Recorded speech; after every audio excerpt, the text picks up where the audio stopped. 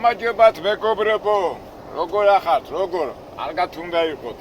კარგად, ჯანზე, გემრიელად და ძლიერები უნდა იყოთ, ძლიერები და რა თავარია. განათლებულები, ცხოვრება გვიხაროდეს და დაბკოლებების და პრობლემების არაფრის არ შეგვეშინდეს. გადაგველახოს კარგად, ლამაზად და ღირსეულად. ჩვენ კიდევ დავიწყოთ. ჩვენი ეს ვიდეო არც ცოტა თავისებური იქნება, არ მინდა თქვა, რომ კონფლიქტი და რაღაცა კამათური და რაღაცის მტკიცებას ვაპირებ, არც ძღოლობაზე, არც ამერიკაზე, არც რაღაც წვრიმანებზე, არამედ ცოტა სადისკუსიო იქნება. ეს თემას მინდა შევეხო. აი რა არის, აი ცხოვრება ხო როგორი მრავალფეროვანია და ცხოვრებაში რა არის მთავარი? კი, ბევრი რაღაცები ხდება, ბევრი ადამიანი ბევრ შეცდომებს უშვებს, ძალაუნებად, უნებურად, ნებიერად, მრავალნაირად.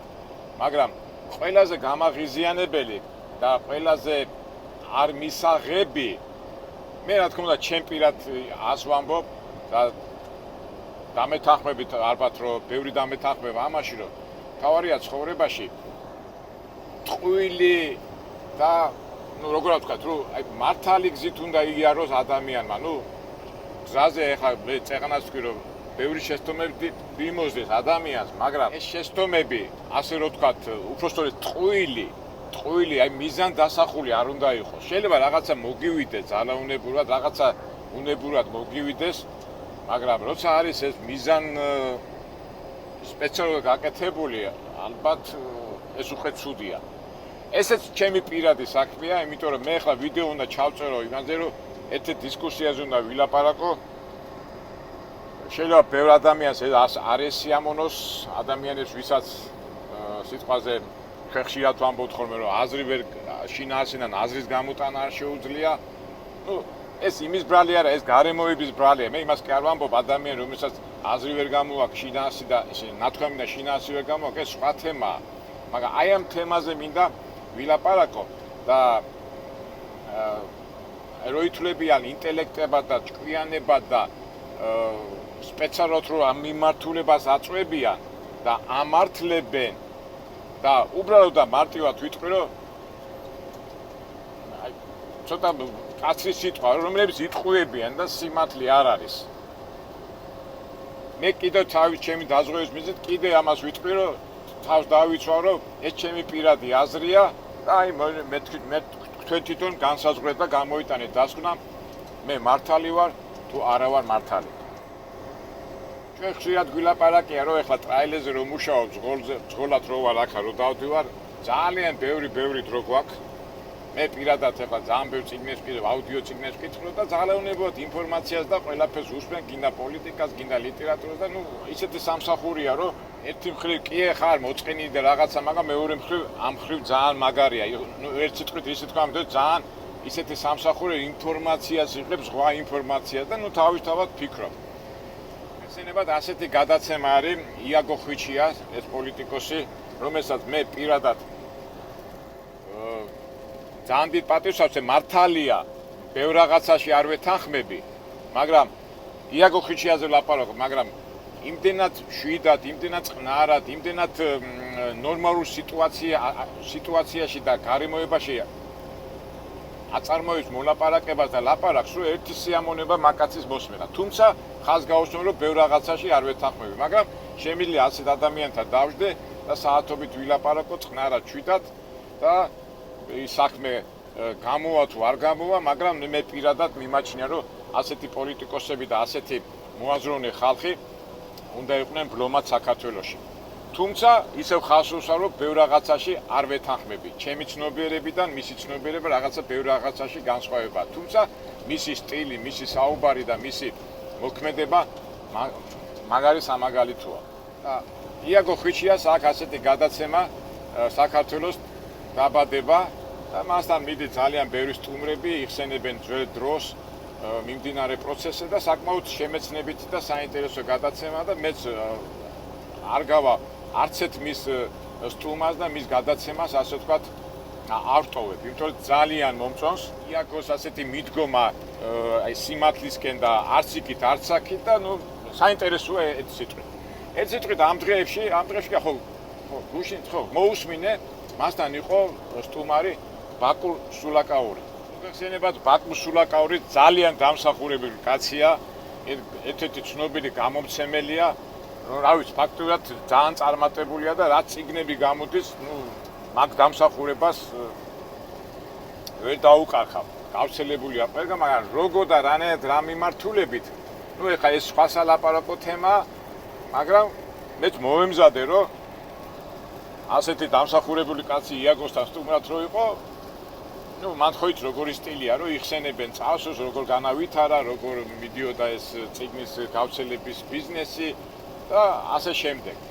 მაგრამ გულახდილად გითხრათ, არ მოველოდე ასეთ რეაქციას ჩემი მხრიდან და რამ გამოიწვია ეს რეაქცია.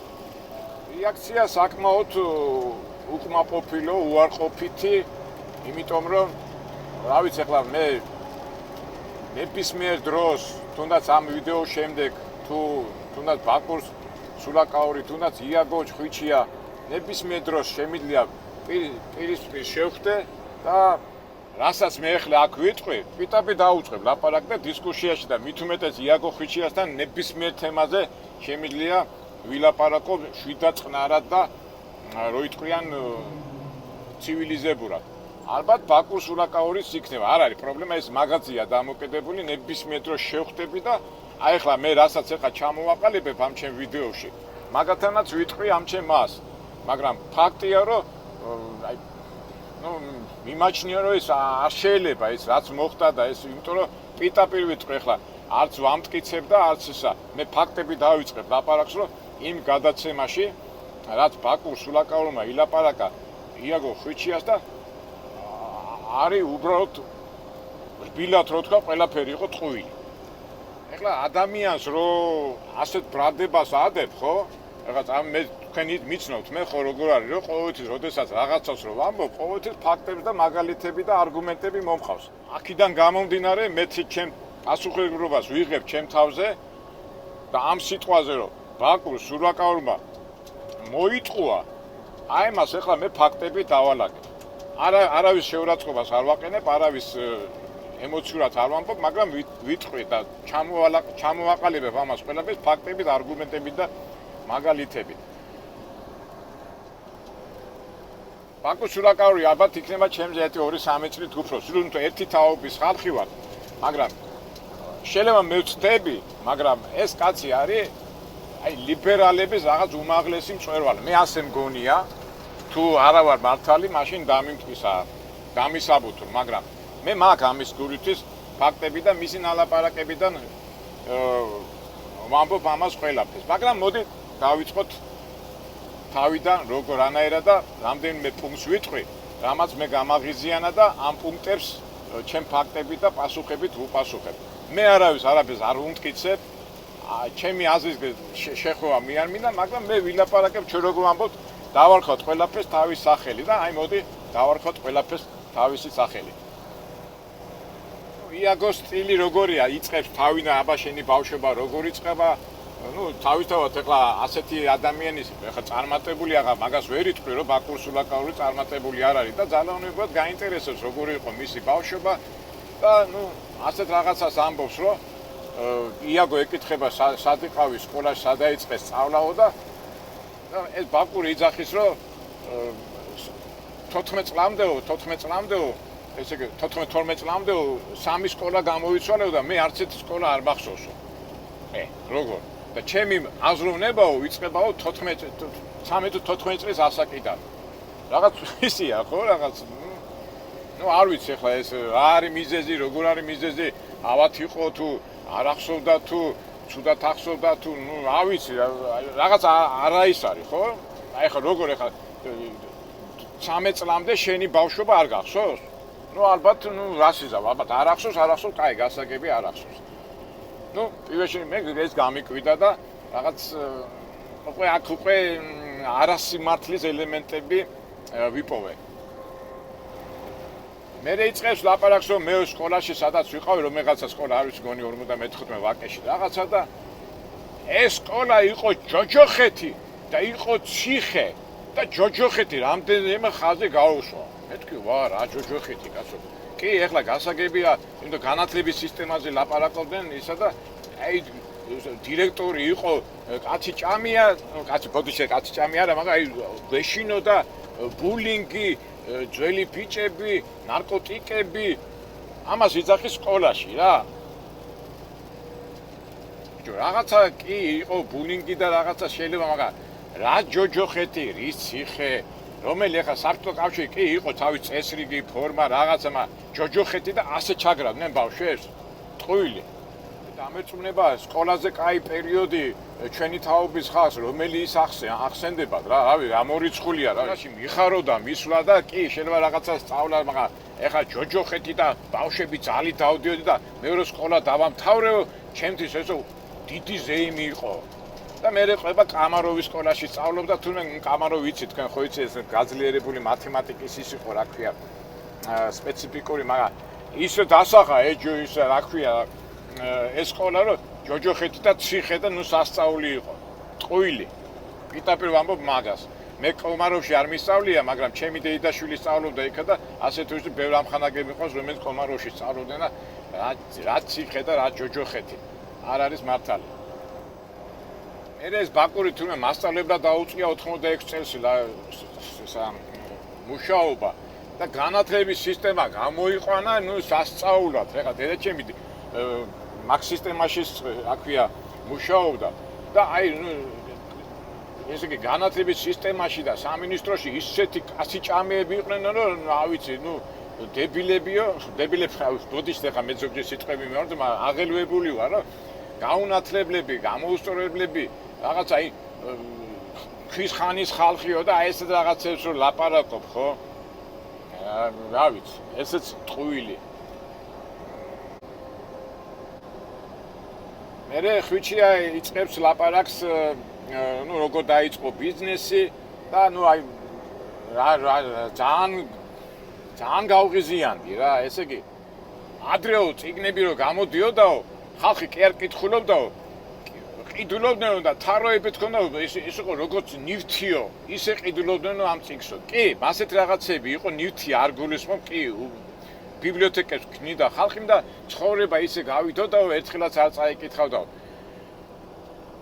მე პირადად ასეთი ოჯახები ძალიან ბევრი ვიცი და მე პირადად რამდენ წიგნებს კითხულობდი და ასეთ ოჯახებში სადაც წიგნების თარო იქ მივდიოდი და სულ კითხულობდი და ეს იყო ჩემთვის ძალიან დიდი ზეიმი ამ ბიბლიოთეკებს რო ქნიდნენ ოჯახები ეს ადამიანი ბაკური რაღაცა ირონიულად ამბობდა რა ესე იგი ნივთი იყო იაფიო იაფი ღირდაო 50 თეთრი ნუ აპიკიო 60 ამას ხალხს იდრო როგორც ნივთიერებაო როგორც ნივთცო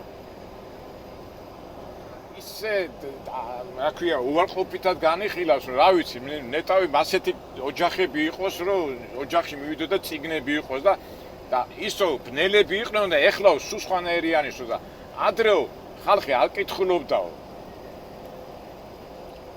ეხლა უფრო კითხულობსო ხალხიო მაშინო ბნელი ხალხიაო საბჭოთა ხალხი და რუსულზე აქვს აქცენტი გადატანა ესე იგი საბჭოთა პერიოდი იყო ბნელი პერიოდი რომ წიგნები უბრალოდ ეს იდეოლოგია იყო და რაღაც გამოსაყენებელი საშუალება ნუ მანდ მიდის განხილვა სკოლაზე მათ იაგოს საუბარზე ვიძახი ნუ თავისი თემები აქვს გადაუხვე ხნა მე და აი ხას უსვავს რომ ეს ყველაფერი იყო აი წყასი გადასაყრე ეს არის ძველი 300 წლის წინ ძველი მეთოდი რომელიც უნდა შეიცვალოს ნუ გაქანებული ლიბერალი რა რომელიც ახლა იძახენ ხო უნდა შეცვალონ ეს ახალგაზრდობა მე იაგო ეუბნებამ რატო მე ვკითხულობდიო სუწიგნა ეს შენო გამონაკლისი ხარ შენაირი ხალხი გამონაკლისიაო თორე 10 კაციდანო ერთი კითხულობდაო და 8-9 არ კითხულობდა ეს ყველაფერი ფარსიაო ტყუილი მეგობრებო მე პირადად ძალიან ბევრი ახლა მე ციხეში ნაჯდომი ვარ და იმაში ნაჯდომი ვარ ხალხს კითხვა უყვარდა იმიტომ კი არ კითხულობდი აი იყო მოთხოვნა იყო აი რაღაცა რო იყო ხოლმე მაგალითად რაღაცა რო არ ქონდა წაკითხული, ხო? სირცხვილი იყო და ადამიანები ძალაუნებო ქეცნო ეჯიბრებოდნენ ეს, მაგრამ კი, რა თქმა უნდა, იყვნენ ადამიანები, რომლებიც არ კითხულობდნენ, მაგრამ არ იყო ასე. ეხლა მაგეროს 10 კაციდან ერთი შენო იაგო გამონაკლისი ხარ, რომ შენ კითხულობდე, თორე დანარჩენები ხო არ კითხულობდნენ. ნუ იაგო არ დაეთანხმა, მაგრამ ეთქვა მაინც გადაცემის გულისთვის ისა. როგორ არ კითხულობდნენ მეგობრებო, ხო, ბიბლიოთეკები. ყველა სოფელში მე მახსოვს, აი ყველა სოფელში ცოტა საქართველოს მოვლილი მაქვს. იყო კლუბი. ან კლუბის გვერდზე, ან გამგეობა რაღაცა იყო და გვერდზე იყო აუცილებლად ბიბლიოთეკა. და რამდენი წიგნი წამომიღია მე პირადად სოფლის სად არის ახლა სოფლებში ბიბლიოთეკები არის და ისა და ბიბლიოთეკაში ხალხი არ დადიოდა, ვაიმე იმდენი ხალხი დადიოდა და იმდენ ხალხთან მქონდა მე ურთიერთობა, ჩემი ვიდეოებიდან გამოდიოდა, მე ხო ხვები ამას. მე საიდან მომდის ესა და ასე გადაუსვა ხაზი ამ ხალხს.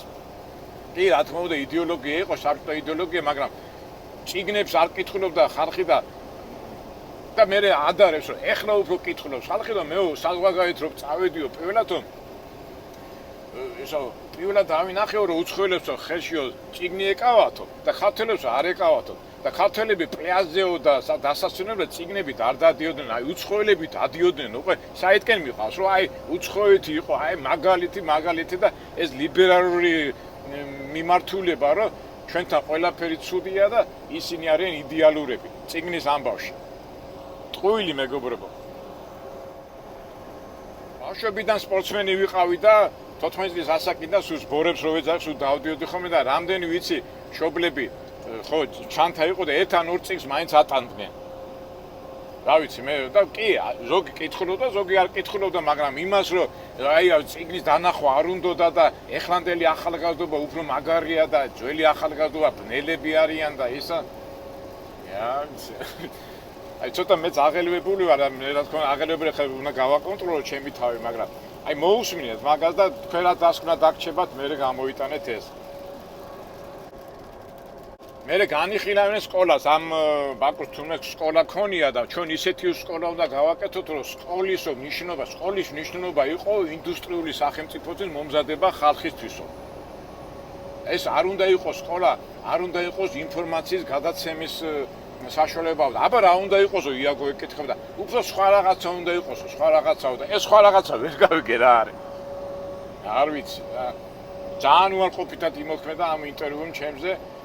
და ცხოვრება წინ მიდისო, ნუ ეხლა მე მიდის იქ წიგნებზე საუბარი, რომ ეხლა კი იყო ისე, რომ წიგნების რაოდენობა არ იყო და გახსოვთ ხო, მესამე კლასი ბავშვი რომ დაამთავრებდა კლასს, მე ეს წიგნი უნდა შეენახა და შემდეგი მომავლიც უნდა გადაეცა. ეს სხვა თემაა.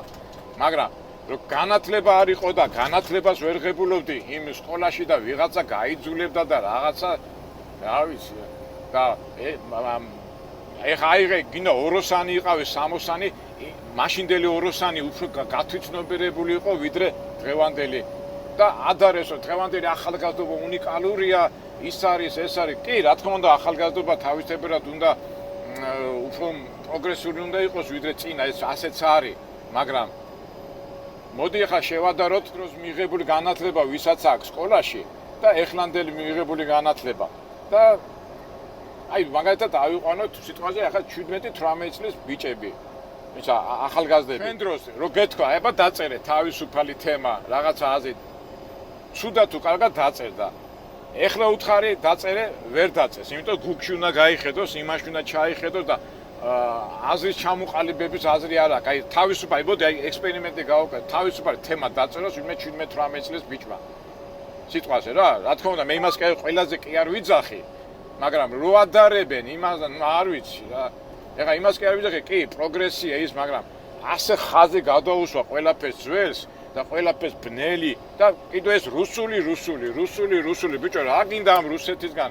კი, არის ცუდად იქცევა პოლიტიკაში, მაგრამ არაფერი რუსული ჩვენ არ გვინდა, ჩვენ გვინდა ევროპული, დასავლური და ისა და ყველაზე გამაღიზიანებელი ის იყო, ჩვენ ახლა ისეთი სკოლები უნდა ვაშენოთ, რომ ისეთი სკოლები, ეს სკოლები საერთოდ გასაუქმებელია და რა გასაკეთებელი ღმერთმა იცის. სახლიდან უნდა ისწავლოთ, რომ რაღაც ამის და მაგვარი და საბოლოო ჯამში მეც ვერაფერი ვერ გავიგე, რა სკოლა უნდა გააკეთოს მომავლისთვის.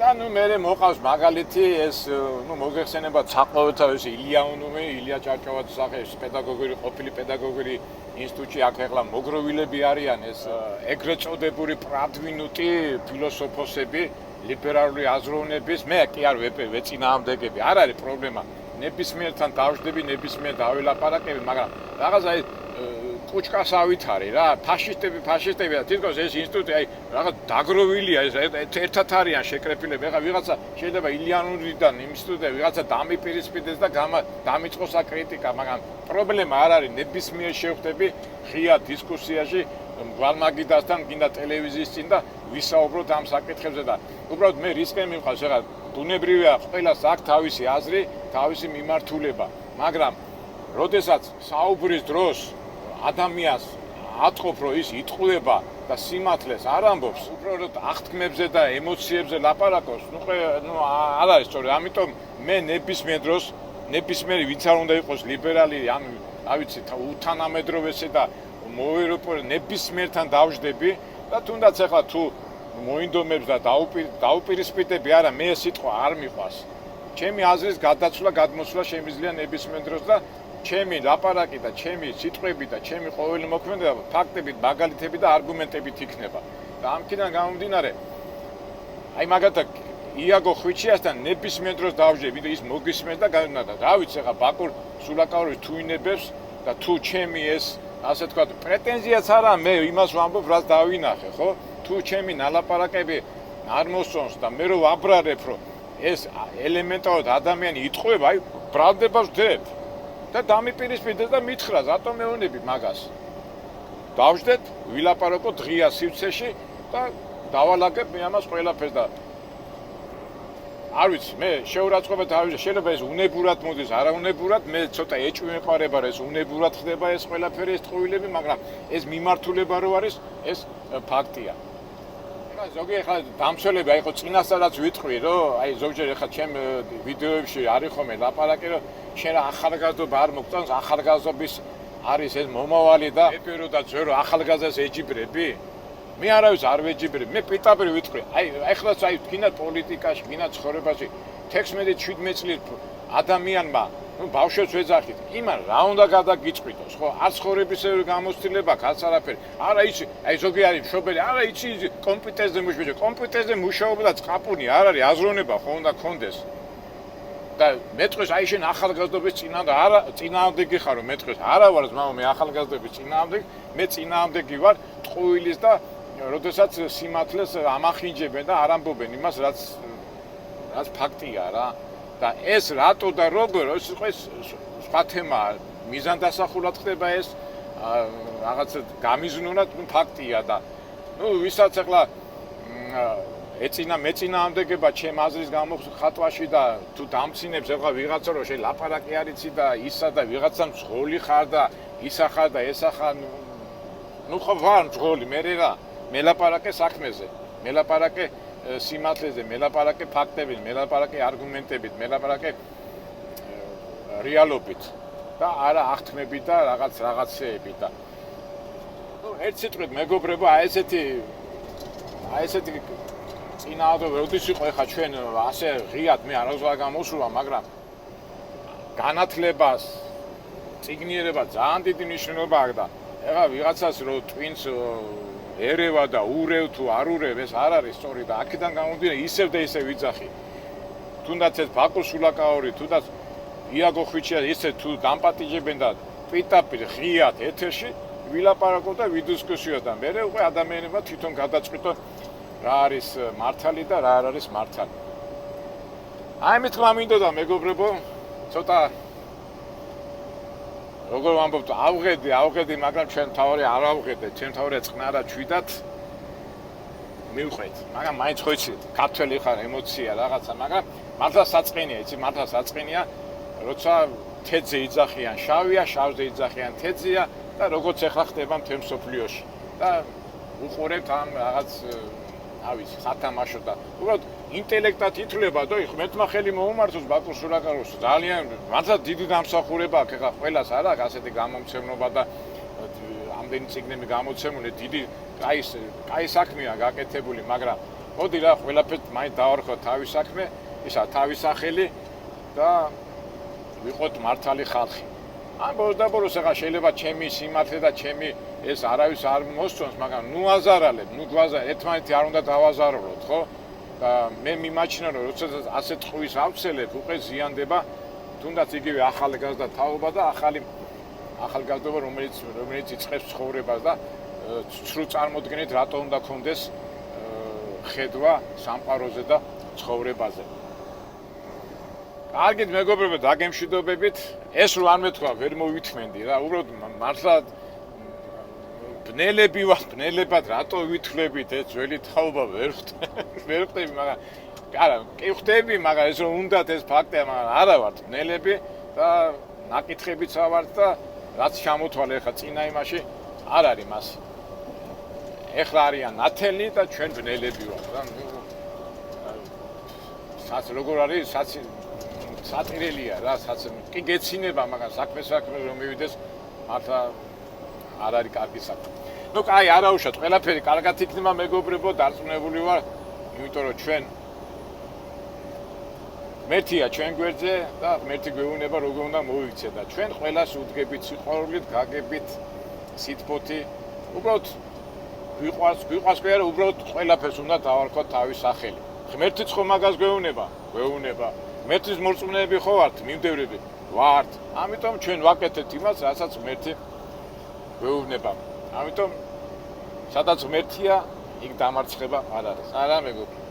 კარგით აბა, გემშვიდობებით მეგობრებო და შემდეგში შევხვდებით ალბათ საინტერესო ვიდეოებში. კარგად.